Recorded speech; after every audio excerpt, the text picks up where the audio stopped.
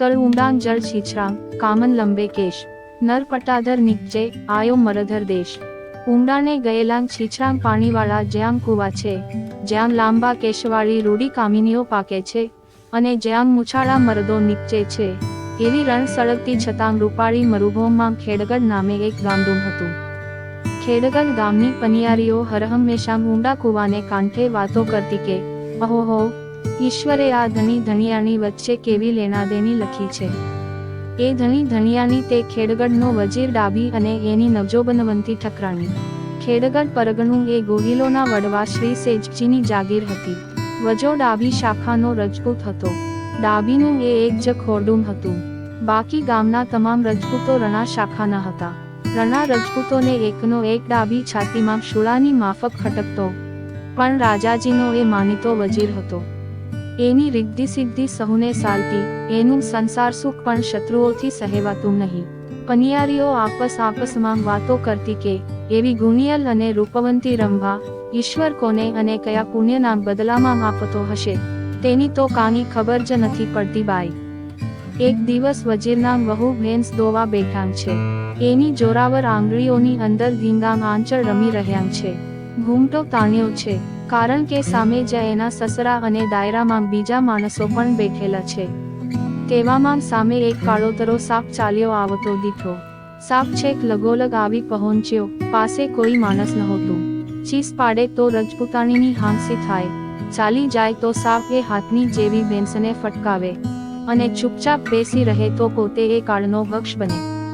વિચાર કરવામાં એટલો વખત ગયો ત્યાં તો સાપ લગોલગ આવી પહોંચ્યો, પણ ક્ષત્રિયાણી ન થડકી। એને સૂઝી આવ્યું, પગ પાસે સાપ આવ્યો એટલે એની ફેન બરાબર પોતાના પગ નીચે અનોખા જોરથી દબાવી દીધી। સાપનું બાકીનું શરીર બાઈના પગને વીંટળાઈ ગયું। ચૂપચાપ શાંતિથી બાઈએ દોવાનું કામ પૂરું કર્યું।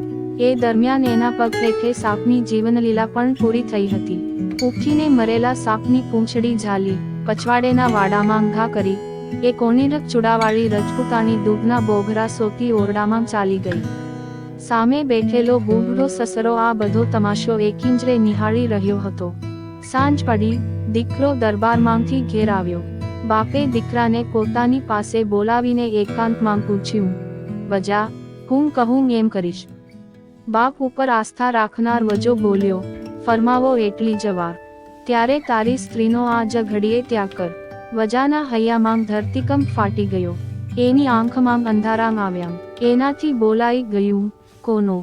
તારી ઠકરાણીનો। એનો એ જ અવાજ વધુ સ્પષ્ટ સુરે કાને અથડાયો। વજાના મગજમાં એક જ વિચાર ભર્યો હતો કે બાપુ વિના કારણે કદી આવું ન ફરમાવે। નક્કી કાનિક બન્યું છે। તે પોતાની સ્ત્રીના ઓરડા તરફ વળ્યો।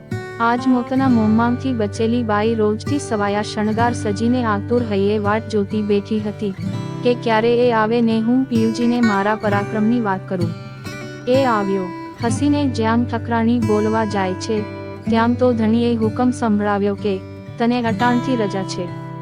દોસ્તો, આ વિડીયોનો આગળનો ભાગ જોવા માટે ચેનલને સબસ્ક્રાઇબ કરો, અને હા, જો આ વિડીયો પસંદ આવ્યો હોય તો લાઈક કરો અને શેર કરો।